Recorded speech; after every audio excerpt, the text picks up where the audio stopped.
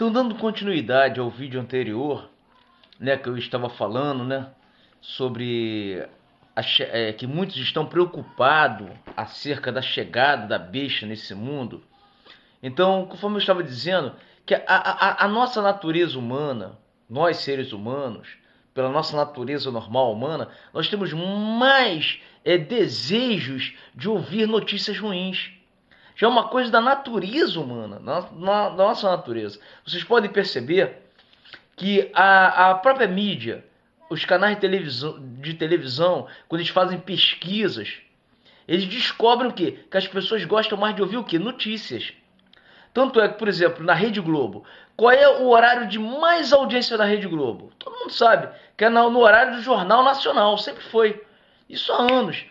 Então, as outras emissoras, por exemplo, a Record sabendo disso, investe na informação, investe na notícia. Vocês podem perceber que os caras que usam inteligência, quer dizer, eles investem nas notícias. Porque sabe que as pessoas são apegadas a ouvir notícias. E, meu querido e minha querida, e as notícias que são dadas para nós, para a humanidade, são notícias ruins. Vocês podem perceber. O que a mídia mais bate são as notícias ruins. Por quê? Porque o ser humano já tem essa tendência. A nossa natureza humana já é voltada para isso. A gente quer ouvir notícias e de preferência ruins. Incrível isso. E o Evangelho são boas novas. São notícias boas. Então, quando nós pregamos a palavra, o Evangelho, nós passamos a notícia boa do Evangelho. Que Cristo veio ao mundo morrer pelos nossos pecados. Quer dizer, ele morreu e ao terceiro dia ressuscitou e disse: está tudo consumado. Então todo aquele que nele crê tem uma esperança de quê? De vida eterna. Ele está esperando a volta do Messias, ou pela morte física, ou pelo arrebatamento da igreja. O arrebatamento do nosso corpo, a se encontrar com ele lá nos ares. Então isso é uma notícia boa. Saber que se você crer, conforme o apóstolo Paulo disse, crê no Senhor Jesus, será salvo tu e tua casa. Olha só, o apóstolo Paulo falou para aquele carcereiro. Aquele carcereiro fez uma pergunta. Fez uma pergunta para o apóstolo Paulo. O que eu faço, senhores, para me salvar? O apóstolo Paulo respondeu para ele. O quê? Guarda os mandamentos, guarda a Torá, guarda os 10 mandamentos que foram dados a Moisés, guarda toda a Torá, pratica rituais, pratica sacrifícios, você tem que fazer um sacrifício, você tem que dar o teu dízimo numa igreja. Foi isso que o apóstolo Paulo falou, meu querido e minha querida. Você tem que jejuar 20 dias direto para você ser salvo. Você tem que fazer uma preparação, você tem que fazer um cursinho de batismo. Você tem que se preparar para fazer um cursinho para você ser batizado. Foi isso que o apóstolo Paulo respondeu àquele carcereiro, meu querido e minha querida. É por isso que nós temos que examinar as escrituras. Senão nós somos levados por ventos de doutrinas. Por doutrinas que os homens, infelizmente, vem introduzindo no meio do povo de Deus, do povo do Altíssimo. Quando o carcereiro fez aquela pergunta para o apóstolo Paulo, né? O apóstolo Paulo perguntou, aliás, ele respondeu, crê no Senhor Jesus e será salvo tu e tua casa. Crê. E me faz lembrar o que Jesus próprio falou. Jesus falou, crê somente. Crê somente. Você vai vivendo a vida crendo somente. Todo dia você crê. Se você vai estudar, você vai para a tua escola, né? Você vai fazer o curso primário, secundário, médio, curso médio, vai fazer uma faculdade, né? um curso superior. Você vai crendo sempre no Messias. Quando você vai trabalhar, você vai praticar o teu trabalho secular, você está crendo ali no Messias. Você está com a tua mente voltada para Ele, crendo nele o tempo todo. Tudo que você faz, você está crendo. Crê somente. Vigiando e orando e crendo no Messias. Isso é que é viver com Cristo. Não é isso? Vigiando para você não praticar as coisas que desagradam ao Senhor. Orando para você não ser envolvido pela tentação. Conforme até o apóstolo Paulo falou, que nossa luta não é contra a carne e sangue, mas assim contra os principados e potestades do ar, contra os dominadores do século presente. Então, quer dizer, principado, olha só a palavra principado, vem o que? De príncipe, né? Principado no mundo antigo Os principados, quer dizer, eram territórios comandados por um príncipe. Quer dizer, os principados, o território comandado por um príncipe. E Paulo diz que a nossa luta não é contra a carne e sangue, é sim contra os principados, contra as potestades e os principados, os dominadores desse século. Principados, então são espíritos que têm territórios, espíritos que batalham e lutam para destruir a fé de cada um de nós. Sabia, meu querido e minha querida, que a maior luta, Satanás, ele luta, sabe em que sentido? Para destruir a minha fé, destruir a tua fé. Porque ele sabe que a vitória que vence o mundo é a nossa fé. Porque a nossa fé nos traz esperança. Por isso que o evangelho são boas notícias. Quando você pega lá na televisão, no canal de televisão, tu fica assistindo aquelas notícias ruins, você só vê que os repórteres só mostram notícia ruim. Claro, só notícia ruim. Porque o que atrai, a maioria das vezes, são notícias ruins. Você pode ligar a televisão que você vai ver. Tem sempre uma notícia. Que a mulher foi estrupada pelo maníaco. O marido matou a mulher. O filho matou o pai. E são notícias que chamam a atenção. São notícias que chamam a atenção. São as notícias ruins. É isso que o mundo traz para nós. O mundo traz isso o tempo todo. E a nossa natureza humana, nossa natureza caída, do pecado, da carne que está entranhado nesse corpo aqui corruptível, a nossa natureza ela se volta muito mais para as notícias ruins do que para as boas notícias. Vocês vejam que são poucas as pessoas que param para escolher a boa parte, conforme você escolheu aí agora. Né, meu querido? Minha querida? Você escolheu a boa parte. Essa parte não será tirada. É a parte do evangelho. É a parte que eu escolho também. Mas minha carne, muitas das vezes também, fica lá. Que eu vi uma notícia. Né? Então aí eu tenho que lutar contra isso. E passar para ouvir as boas notícias. E, amado, meu querido, olha o que eu vou te falar agora, meu querido e minha querida. Se nós parássemos para examinar mais as Escrituras, se envolver mais com as boas notícias da palavra do Altíssimo, nós teríamos uma vida muito mais feliz aqui na Terra. Tenha certeza disso. Muito mais feliz. Porque a palavra do Altíssimo nos traz vida. Veja quando eu estava lendo essa passagem em Apocalipse, que foi dado poder. Né? A palavra de Deus diz que Deus, o Pai Celestial, nosso Criador, aquele que tem todo o poder no céu e na terra, ele que vai dar poder, ele que dá poder à besta. Por um pouco de tempo. Também dizem as Escrituras que o Messias, o nosso Messias, o nosso Salvador, ele vai destruir a besta, o falso profeta, Satanás, somente com um assopro. Oh, glória! Ele vai destruir somente com um assopro. Ele vai vencer totalmente com assopro. Porque se naquela primeira vinda que o Messias veio aqui no mundo fosse para transformar esse mundo, ele já teria feito isso. Porque o Pai Celestial tem todo o poder no céu e na terra. O Messias tem todo o poder no céu e na terra.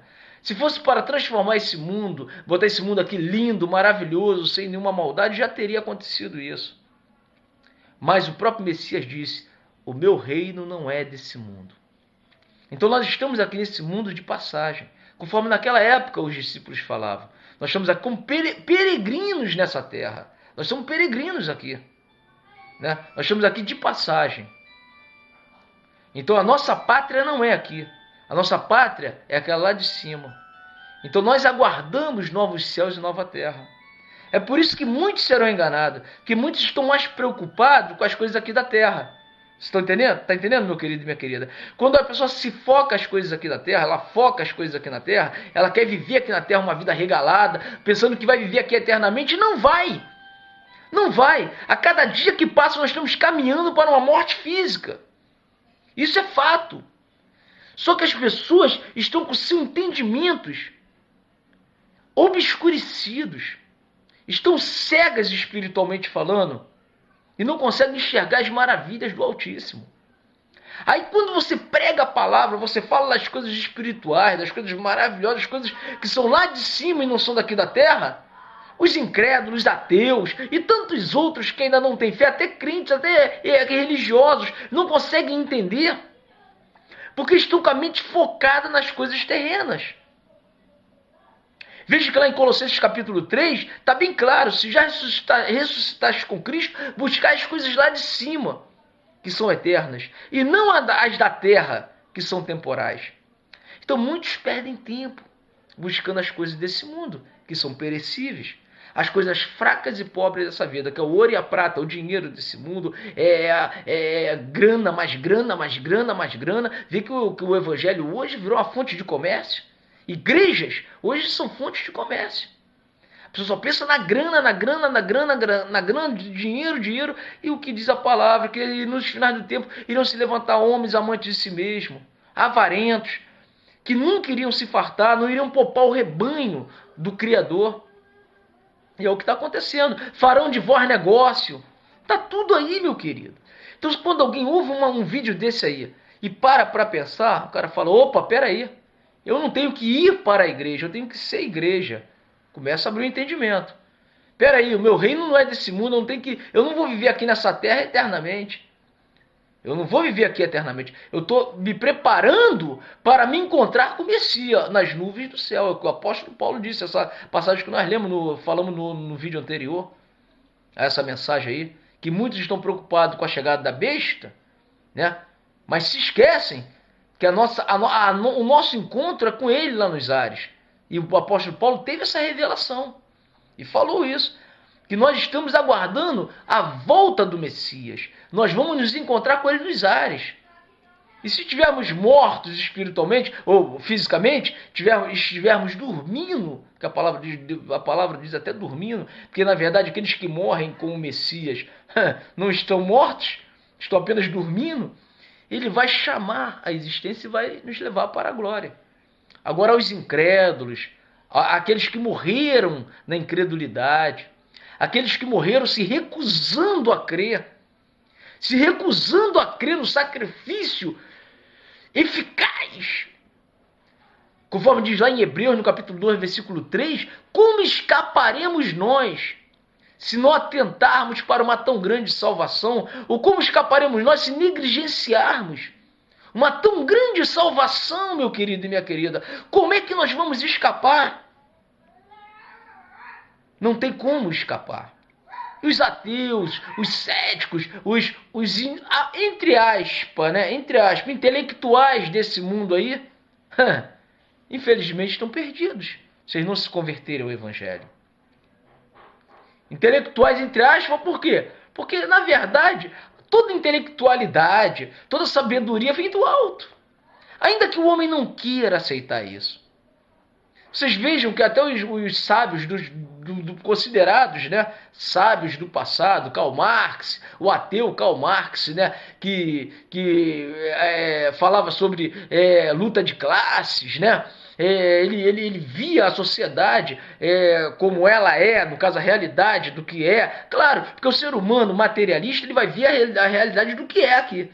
Então nós vamos começar a usar a nossa inteligência e nós vamos começar a ver, não, é assim, assim, assim. Claro, existe as coisas humanas na Terra, existe o que nós vemos, mas existe o mundo espiritual, aquele que nós não podemos ver com nossos olhos.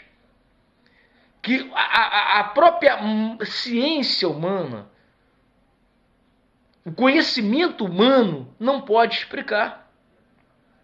Não tem condições do conhecimento humano explicar as coisas que são espirituais. Então, o que ocorre? Muitos estão focados nas coisas terrenas. Eu estava lendo outro dia sobre Karl Marx. Karl Marx morreu aos 65 anos de idade, pobre, na miséria. Né? Karl Marx, um homem que é hoje falado nas universidades, né?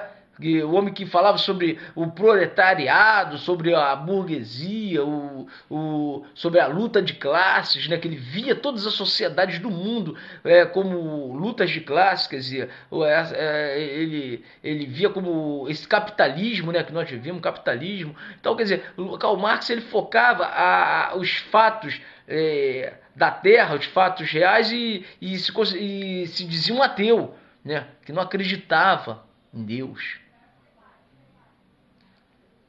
Claro que a religião, quando a gente diz que a religião é o ópio do povo, que a religião é um anestésico. O ser humano inteligente ele vai analisar. Claro, as religiões são criadas por homens, Mas a fé no Messias não. A fé é algo que vem do alto para nós. Não tem como eu acreditar no Messias se não vier lá de cima. Por isso que o apóstolo Paulo ele teve essa revelação aos Efésios. O que o apóstolo Paulo falou? Olha só, ele falou assim, nós somos salvos pela graça de Deus, pela graça do Pai, por meio da nossa fé. Aí ele diz, isso não vem de nós.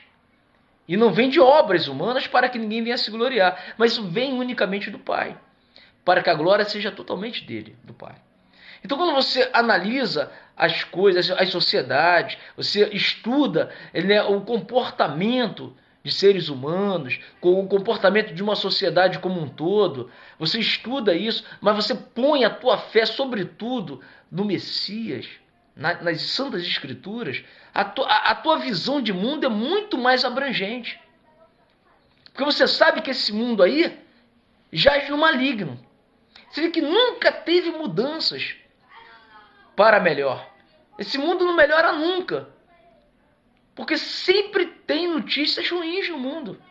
Sempre tem filho matando pai, pai matando filho, assaltantes, a criminalidade aumentando, né? Os presídios superlotados.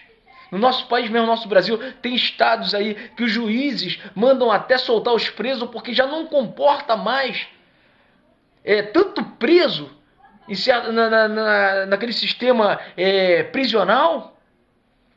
Então vocês vejam para onde está caminhando a sociedade. A criminalidade aumentando, jovens se viciando em drogas, o tráfico de droga aumentando, tantos jovens presos e o tráfico continua. A corrupção na política, políticos que eram para dar o exemplo. Infelizmente, principalmente no nosso país, é um péssimo exemplo, né? Quanto mais tem, mais eles querem também, aumentam seus próprios salários, enquanto o pobre tem que ver com uma miséria no salário mínimo, né? E os políticos com salários exorbitantes, né? Com salários altíssimos, né? Para que tanto dinheiro? Para ficar no pecado, né? Viver uma vida de pecado, enquanto o pobre, miserável, passando fome e necessidade num país tão rico como o nosso, um país que tem tudo. Então essa é a corrupção do mundo, meu querido e minha querida. O mundo vive, jaz no maligno. Então nós aguardamos um novos céus e nova terra, onde habita a justiça. E eu creio, eu tenho fome e sede de justiça. O Messias ele falou, bem-aventurados aqueles que têm fome e sede de justiça, porque eles serão fartos. Eu creio que um dia eu vou ser farto, meu Pai. Eu creio, Pai, que um dia eu vou ser farto, porque eu tenho fome e sede de justiça. Sabe, meu querido e minha querida? Então não fique preocupado com a chegada da besta nesse mundo aí, não. Porque, esse mundo aí já jaz no maligno. E o que está escrito para se cumprir vai ser cumprido. Não tem como voltar atrás. O que está para ser cumprido vai ser cumprido. Agora, uma coisa é certa. Se você tiver o Messias no teu coração, você tiver a certeza que o sangue dele te purificou de todos os teus pecados, ainda que você venha a pecar, conforme João falou, não é para você pecar, mas ainda que você venha a cometer falha, você venha a cometer um pecado, seja ele qual for, você tem um advogado junto ao Pai, que é o Messias. Você não pode perder a fé nele. Você está entendendo, meu querido? O mundo vai te condenar. As pessoas vão te condenar se você pecar, se você falhar. Se eu falhar, pedradas, se pudesse me crucificar, iriam me crucificar. Mas a palavra nos ensina que ainda que nós venhamos cometer algum pecado, se nós viermos a falhar, nós estamos sujeitos a falhar, nós estamos num corpo ainda corruptível, um corpo de carne, nós temos um advogado junto ao Pai. Ele não nos condena. É por isso que quando eu prego a palavra, eu não condeno ninguém. Deus me livre, meu Pai. O Pai Celestial me livre. Muitos até interpretam mal. Tem ateus aí que escrevem para mim que interpretam mal. Eles pensam que eu estou falando, estou condenando, estou julgando, estou apontando o dedo para eles. De jeito nenhum. Discriminando de jeito nenhum. Vocês podem ver cada vídeo meu aí, não estou discriminando ninguém. Agora, o que diz as Escrituras é para mim mesmo. Se fosse, eu estou discriminando a mim mesmo. Porque quando eu já cometi vários pecados, já cometi erros, já cometi falhas, eu estaria discriminando a mim mesmo. Não, é para mim, as Escrituras são para mim, é para mim me consertar, para mim me acertar. Porque eu estou sujeito a falhar, estou sujeito a errar. Porque eu sou ser humano. Eu estou ainda num corpo corruptível, um corpo que é fraco, um corpo que está sujeito à corrupção. É o que o apóstolo Paulo falou. Quando esse corpo corruptível se revestir da incorruptibilidade, aí não haverá mais chance de nós pecarmos, meu querido e minha querida. Então nós estamos convivendo ainda com um corpo corruptível em nós. E nós sabemos disso, que nós temos uma luta interior. É uma luta dentro de cada um de nós. E o apóstolo Paulo também relatou isso. Que nós temos uma luta interior. O bem que eu quero fazer eu não faço, o mal que eu não quero eu faço. Quer dizer, existem lutas interiores dentro de nós. Mas com a ajuda da palavra, com a ajuda do conhecimento, olha como o conhecimento é importante, das escrituras, nós conseguimos vencer a cada dia. Porque nós nos tornamos a igreja. Nós não vamos para a igreja, nós nos tornamos a igreja. Porque quem vai à igreja, naquele momento, ele vai ali, aí passa, se arrepende, me perdoa, aí sai dali pronto, faz tudo que não presta. Mas nós não podemos fazer assim. Não estou falando que todos fazem assim não, tá, meu querido e minha querida? Tem muitas pessoas que vão para congregações e continuam vigiando, orando, não estou generalizando não. Estou falando que normalmente a natureza humana, ela é dessa forma, né? Que essas palavras possam ter te alertado, né? E te incentivado, que o mais importante é te incentivar a buscar as coisas que são lá de cima, e não as coisas aqui da terra, conforme a religião ensina. Essa tal teologia da prosperidade está aí no meio evangélico e tal. Pô, não é isso que as escrituras ensinam. As escrituras ensinam que nós devemos buscar as coisas lá de cima, e não as daqui da terra. Deixa, se a besta vier, deixa a besta para ir, deixa ela vir, porque o mundo já é no maligno, o mundo já está no maligno. A gente não vai, nós não vamos mudar esse mundo não, meu querido. Se fosse para o Messias mudar, quando ele veio há 2000 anos atrás aqui no mundo, ele já teria mudado. Isso só vai acontecer na volta dele, quando ele voltar, arrebatar o seu povo, levar a sua igreja, e nós estivermos com ele para sempre lá, aí ele vai dar conta disso tudo. Ele